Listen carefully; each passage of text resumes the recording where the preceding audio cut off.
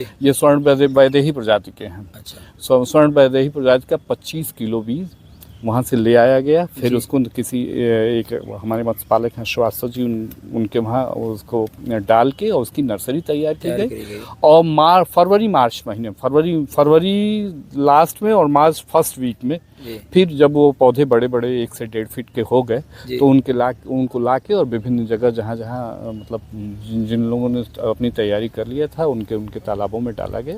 और आज ये स्थिति है।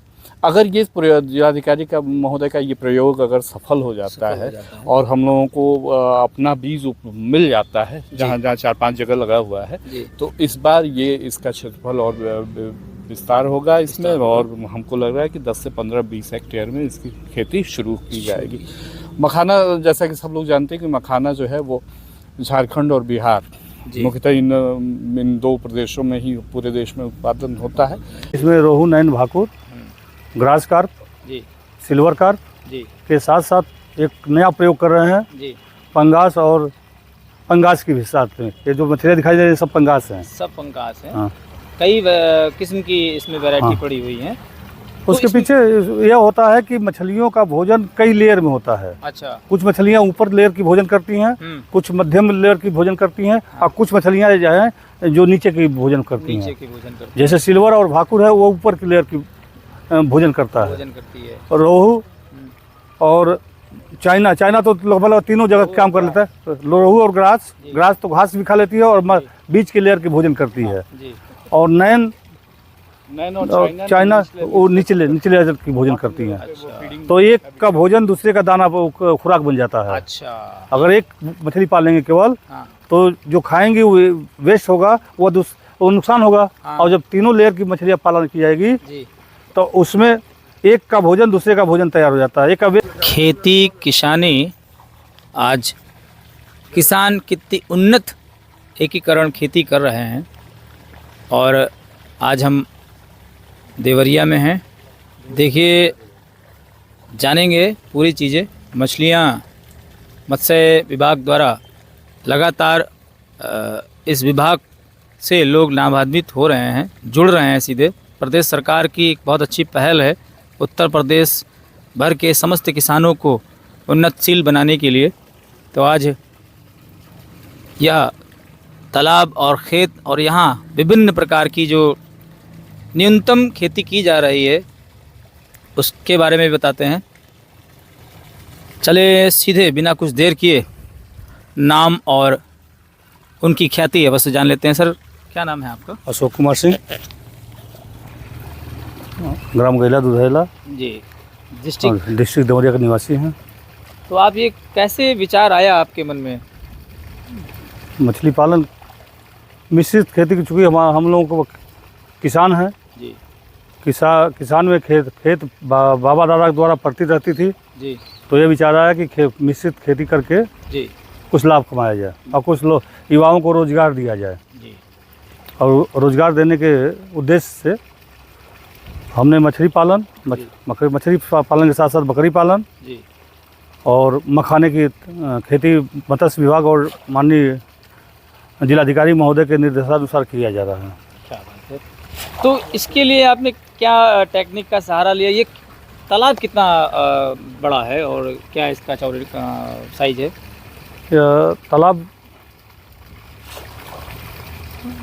60 डिसमिल में है। अच्छा। एक तालाब 60 डिसमिल में है जी। अच्छा, इसकी क्या गहराई होगी अभी? गहराई 5 फुट। अच्छा, इसमें कौन कौन सी प्रजाति की मछली आपने अभी पालन किया है? हाँ, हम मत्स्य पालन के निर्देशानुसार मिश्रित मत्स्य पालन की बात करते हैं, जिसमें रोहू, नैन, भाकुर, ग्रास कार्प, सिल्वर कार्प के साथ साथ एक नया प्रयोग कर रहे हैं, पंगास, और पंगास की भी साथ में। ये जो मछलियाँ दिखाई दे रही है सब पंगास हैं। सब पंगास हैं। हाँ। कई किस्म की इसमें वैरायटी पड़ी हुई है। उसके पीछे यह होता है कि मछलियों का भोजन कई लेयर में होता है। अच्छा। कुछ मछलियाँ ऊपर लेयर की भोजन करती हैं, कुछ मध्यम लेयर की भोजन करती हैं, और कुछ मछलियाँ जो हैं जो नीचे की भोजन करती हैं। जैसे सिल्वर और भाकुर है वो ऊपर की लेयर की भोजन करता है। रोहू और चाइना तो लगभग तीनों जगह काम कर लेता है। रोहू और ग्रास तो घास भी खा लेती है और बीच की लेयर की भोजन करती है। और नैन नैनो और चाइना वो निचले स्तर की भोजन करती हैं। तो एक का भोजन दूसरे का दाना खुराक बन जाता है। अच्छा। अगर एक मछली पालेंगे केवल, हाँ। तो जो खाएंगे वो वेस्ट होगा, वो नुकसान होगा। हाँ। और जब तीनों लेयर की मछलियाँ पालन की जाएगी जी। तो उसमें एक का भोजन दूसरे का भोजन तैयार हो जाता है, एक का वेस्ट दूसरे का भोजन होता है, दूसरे का वेस्ट तीसरे का भोजन हो जाता है। तीसरे का भोजन बन जाएगा। तो यानी ये- कम लागत में अधिक उत्पादन किया जा सकता है। अच्छा, इतने बड़े तालाब को तैयार करने के लिए कितनी लागत आपकी लग गई? इसको लागत में केवल बंधा बनवाना, किसी भी खेत का बंधा बनवा दिया जाए, बंधा वाला में 20 से 25 हज़ार रुपये लगता है। बस 20 से 25 हज़ार बंधा बनाकर। मैं बीच में इसमें टोकना चाहूँगा। जी।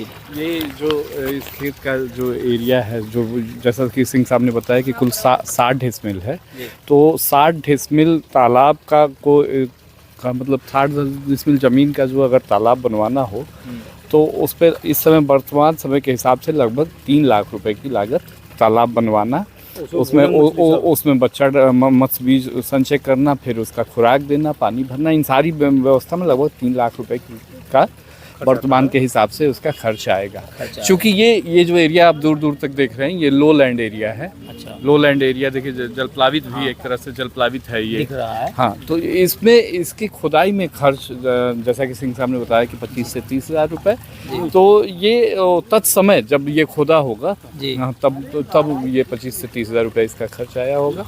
वर्तमान में वर्तमान रेट से इसका खर्च लगभग 3 लाख रुपए सारे संसाधन को जुटाने में, मत्स्य पालन करने में आएगा। 25 हज़ार खुदाई के साथ साथ अगर सब लागत लिया जाए तो 3 लाख से ऊपर लग ही जाएगा। हाँ, लग जाएगा। दूसरी बात यह है कि देखिए, जैसे कि यहाँ बिजली की व्यवस्था भी है, सिंह साहब ने अपने सोलर सिस्टम से ही अपना देखिए ये काम कर रहे हैं। और ये जो सामने जो स्कीम ये दिख रही है, ये मेरे वहाँ की प्रधानमंत्री मत्स्य संपदा योजना की मध्याकार मध्याकार रिसर्कुलेटरी एक्वाकल्चर सिस्टम ये योजना है। हाँ, निर्माणाधीन है ये। अच्छा, इसकी भी इकाई लागत 25 लाख रुपए है। अच्छा। और जिसमें सब्सिडी वही SC ST महिला को 60% टोटल प्रोजेक्ट कास्ट का, और शेष कुछ 40% सब्सिडी दिए हैं। हाँ, बाकी सिंह साहब बहुत पुराने मत्स्य पालक हैं, हमारे व्यवहार कुशल हैं, और इनकी जहाँ तक मैं जानता हूँ, इनकी जो शैक्षणिक योग्यता है, ये PhD करने के बाद डिग्री कॉलेज में ये नियुक्त हुए, और फिर चूँकि बाप दादा की ये जो संपत्ति है ज़्यादा थी, और चाहे जैसी भी परिस्थितियाँ रही, वहाँ से रिज़ाइन करके ये आए, और इन्होंने अपना एकीकृत मत्स्य पालन का कार्य शुरू किया, जिसमें मत्स्य पालन, बकरी पालन और बाकी ये जो नई विधि से वही ये मत्स्य पालन हो रहा है, इसको ईजाद किया है। अभी पिछले साल या इसी साल जो वर्तमान में जिलाधिकारी महोदय हैं श्री अखंड प्रताप सिंह, और वो CDO मुख्य विकास अधिकारी प्रत्युष पांडे जी, उन दोनों लोगों के निर्देशन में, उनकी प्रेरणा से इनके ये जो बगल का तालाब है, इसमें मखाना की खेती, मखाना का डिमॉन्स्ट्रेशन किया गया है। इस बार अगर इसमें हम लोगों को सफलता मिलती है तो जिलाधिकारी के निर्देशन में, महोदय के निर्देशन में, जितने ये लो लैंड एरिया हैं, इन सब में मखाना सह मत्स्य पालन की खेती शुरू कराई जाएगी। पशुपालन भी बहुत ज़्यादा मस्ट है। तो आप देख सकते हैं, अभी हम लोग इसका शुद्ध प्रॉफिट जानने का भी प्रयास करेंगे, और सर से ही बातचीत करते हैं कि इसका शुद्ध प्रॉफिट भी कितना होता होगा। लगभग सिंह साहब 30% लागत है और 70% इसमें आमदनी है। जैसा मेहनत किया जाए, जैसे खुराक दिया जाए, वैसे मछली का है, लेकिन 30% लागत आती है। 30% आपकी लागत आ जानी है। 30% लागत और 20% में वो बच्चे उच्चे का दाम, यानी 50% लागत है, 50% इसमें मिल जाता है।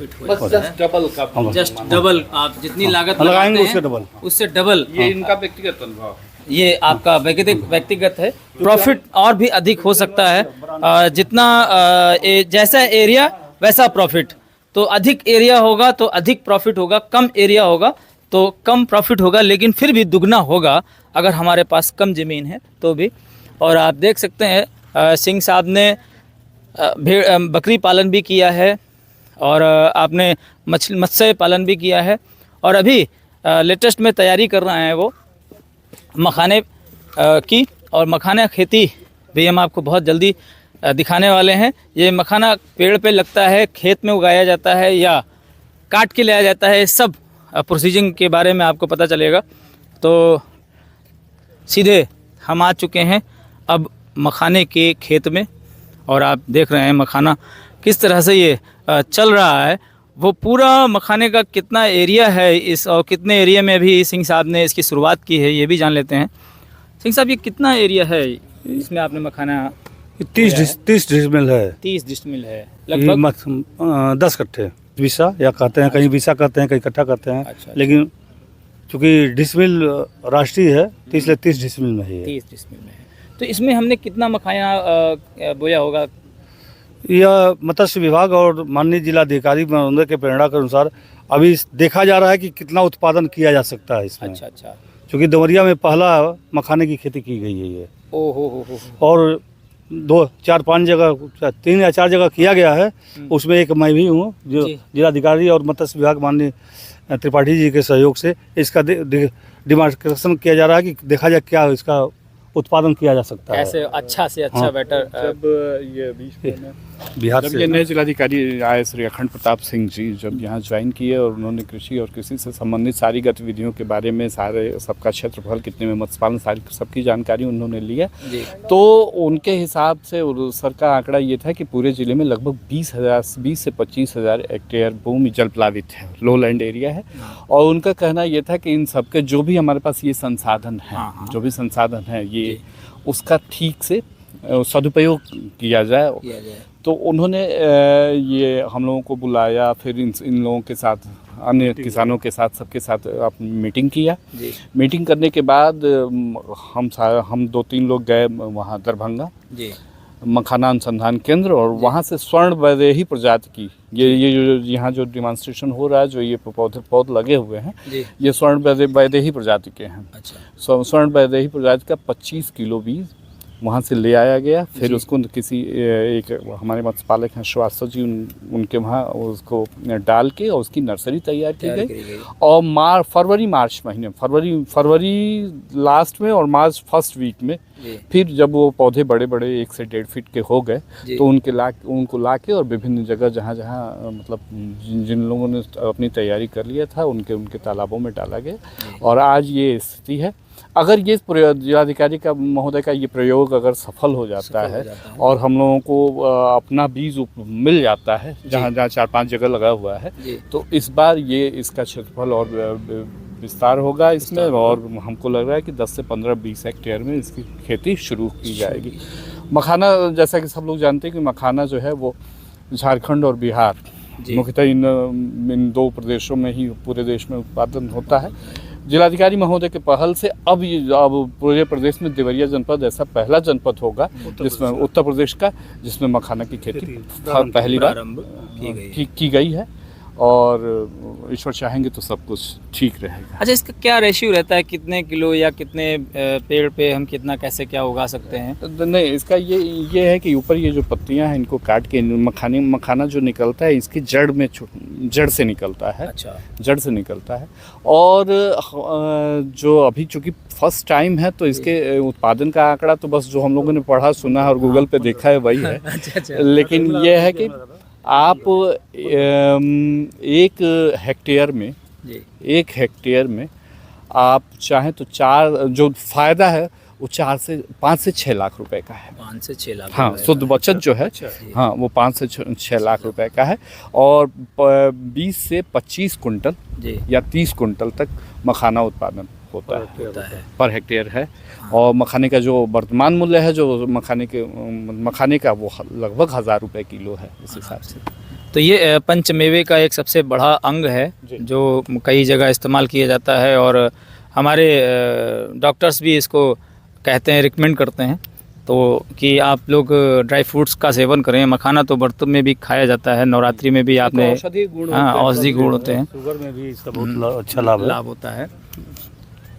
तो और ठाकुर साहब बताएं कि जैसे यहाँ आपने बकरी पालन भी किया है, क्या लागत आई उसमें? बकरी पालन में माननीय प्रधानमंत्री जी की एक ड्रीम योजना हम पेपर में पढ़े जी, जिस पर 50% सब्सिडी की बात की गई। तो हम सब्सिडी कम लेते हैं। जी जी। हम अपने द्वारा ही तैयार करते हैं। जी तो धीरे धीरे देखिए जो बंधे पर हमारी बकरियां हैं, हाँ वो बकरियां चरने गई हैं, जी अब चर रही हैं। तो अब हम उस पर ट्राई कर रहे हैं कि बकरी पालन हमारे देवरिया जिला में हो सकता है कि नहीं है। अच्छा। क्योंकि बकरी पालन में एक रोग लगती है, पानी के समय में वो सर्वाइव नहीं करती नहीं कर हैं पाती है टेम्परेचर के अनुसार। टेम्परेचर के अनुसार। तो इनको ऊंचे स्थान पर रखना चाहिए। जी लेकिन हम मछली के बंधे ऊंचे हैं, जी इसलिए हम बकरियों का पालन किए हैं कि बकरी देखा जाए, और उससे प्रेरित होकर हमारे गांव सभा में बहुत सारी बकरियां आई हैं आई हैं। और बहुत सारे लोग इसका रोजगार करना प्रारंभ कर दिए हैं। कर दी। तो हमारा उद्देश्य है कि देखकर लोग रोजगार की तरफ उन्मुख करें। उन्मुख करें। ये सबसे अच्छी बात है कि हम धीरे धीरे अब आधुनिकता के साथ आगे बढ़ रहे हैं और आधुनिक खेती का सहारा ले रहे हैं, और एकीकरण खेती जो होती है वो बहुत अच्छी है। अभी तक इसका सिर्फ देखा जाता था, विदेशों में इसकी काफ़ी क्रेज़ था। अब भारत में बहुत बड़े पैमाने पर माननीय प्रधानमंत्री जी ने, माननीय उत्तर प्रदेश जी के मुख्यमंत्री जी ने, और इसकी शुरुआत देखिए देवरिया डिस्ट्रिक्ट से हो चुकी है। जिलाधिकारी महोदय, सीडीओ साहब और हमारा मत्स्य विभाग, पशुपालन विभाग लगातार इसमें प्रयासरत है कि किस तरह से हम अपने किसानों को उन्नत किसान बना सकें, उनकी आर्थिक आय को और दुगना कर सकें, वो गांव से पलायन न करें। और इसमें देखिए सहयोग सर का भी रहा है, सिंह साहब का, जिन्होंने एक प्रोफेसर रैंक पर पहुंच करके त्यागपत्र दे दिया, और त्यागपत्र देने के बाद आज अपने गांव में आ गए हैं, अपनी संस्कृति, अपने समाज को बचा रहे हैं और लोगों को यह सीख दे रहे हैं कि आप भी, अगर हम कर सकते हैं काम तो आप भी कर सकते हैं। एक कदम अगर हम अपना बढ़ाते हैं तो यकीन मानिए 100 कदम हमारे साथ अवश्य हो जाते हैं। शुद्ध लाभ क्या हो रहा है, कितनी इनकी लागत आई है, और जो हमारा रोज़गार बढ़ रहा है लगातार, और जो रोज़गार अभी युवाओं के पास नहीं है, युवा आप देख रहे हैं पलायन कर करके बड़ी दूर तक जाते हैं, इन सब संबंध में जानकारी अवश्य दें। देखिए रोजगार के संदर्भ में जो हमारे खास करके पूर्वांचल के जो नवयुवक हैं, जी वह अभी स्वरोजगार की ओर नहीं बढ़ पा रहे हैं। बिल्कुल सही है। इसमें सरकार को थोड़ा प्रेरित करना चाहिए। रोजगार तो बहुत हैं, जी करने की क्षमता नहीं है, और करने की क्षमता इसलिए नहीं है, जहाँ तक हमारा अनुभव है कि जो डिग्रियां ले रहे हैं, जी उन डिग्रियों में योग्यता नहीं दी जा रही है, व्यावसायिक शिक्षा से नहीं जोड़ा जा रहा नहीं है। जोड़ा जा रहा तो शिक्षा को पहले व्यावसायिक शिक्षा से जोड़ा जाए। जी। किसी न किसी व्यवसाय से, इंटर में जब विद्यार्थी आ जाए, जी। तभी न किसी व्यवसाय से जोड़ दिया जाए। जोड़ दिया जाए। हम विदेशी शिक्षा की बात करते हैं तो विदेशी शिक्षा में पीएचडी करने वालों की संख्या बहुत कम है, बहुत कम है। एमए करने वालों की, बीए करने वालों की संख्या बहुत कम है। और हमारे वहाँ कार्य न, जब तक कोई कार्य नहीं कर रहे हैं, केवल विद्यालयों में भीड़ बढ़ाए हुए हैं विद्यार्थी। सही है। तो इनको ऐसी शिक्षा से, रोजगार परक शिक्षा से जोड़ना चाहिए। इंटरमीडिएट कॉलेज में हर विद्यालयों में रोजगार की शिक्षा देनी चाहिए कि जो विद्यार्थी कक्षा 12 पास करे और वहीं से रोजगार कर दे। बिल्कुल सही कहा आपने। हमारी जो सिलेबस है उसमें कहीं रोजगार की बात नहीं है। हम विद्यार्थियों से पूछा जाए कि पढ़ क्यों रहे हो, तो पढ़ने के लिए पढ़ रहे हैं। जी जी। क्या करने के लिए पढ़ रहे हैं उनके पास कुछ जानकारी ये नहीं नहीं है। नहीं है। तो यह करना चाहिए। दूसरी बात, मत्स्य पालन एक ऐसा व्यवसाय है कि कम लागत में अधिक काम किया जा सकता है, पैदा लिया जा सकता है।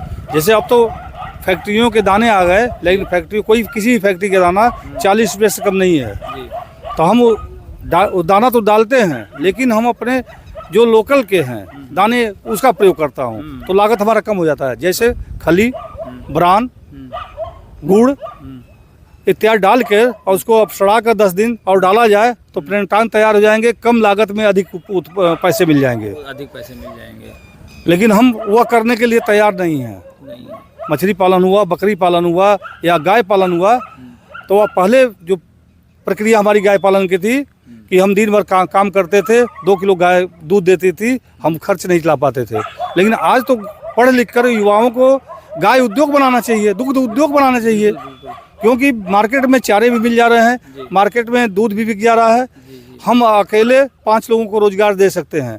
जैसे मछली विभाग में, मछली में हम जब भी जाल डलवाते हैं तो 8 से 10 लोग आते हैं। बिल्कुल। हमारे पास 2 लोग ऑलरेडी हैं केवल देख रेख दाना डालने के लिए, जी। तो 10-15 लोगों को हम रोजगार दिए हुए हैं, और उनके साथ साथ अपने भी रोजगार कर रहे हैं। बिल्कुल सही। तो दृढ़ इच्छा शक्ति होनी चाहिए कि हमको कुछ करना है, समाज को कुछ दिखाना है। लेकिन यहाँ यह भी देखने को मिलता है कि अब नौकरी छोड़कर बेरोजगार कर रहे हैं। ये उनके पीछे यह नहीं सोच है कि हम एक आइडियल देना चाहते हैं कि मैं पढ़ लिख कर यह काम कर सकता हूँ, तो आप क्यों नहीं कर सकते? क्यों नहीं कर सकते हैं? सबसे बड़ी बात तो ये है, हमारे पीछे हमारी मंशा यही है कि मैं पढ़ लिख कर यह काम कर सकता हूँ, बकरी पाल सकता हूँ, गाय पाल सकता हूँ, मछली कर सकता हूँ, खेती कर सकता हूँ। तो आप इंटर BA की बात क्यों नहीं कर सकते? क्यों नहीं कर सकते? बेरोजगार क्यों बैठे हुए? हमको हमारा उद्देश्य यही है ना। तो हमको भी अगर अकेले विकास करना रहता तो नौकरी से हमारा विकास हो जाता, बिल्कुल हो जाता। लेकिन हाँ, किसी न किसी तरह से 20-25 लोगों को हम जोड़ के बैठे हुए हैं और उनको हम हमेशा प्रेरित करता हूँ कि मैं अपने पास से नहीं दे रहा हूँ, इन्हीं संसाधनों से कुछ ले रहा हूँ, तभी आपको दे रहा हूँ, अब मैं भी बचा रहा हूँ। तो ये एक बहुत बड़ी बात है। अच्छा, क्या एक्सपीरियंस, पिछले अनुभव के बारे में बताएं।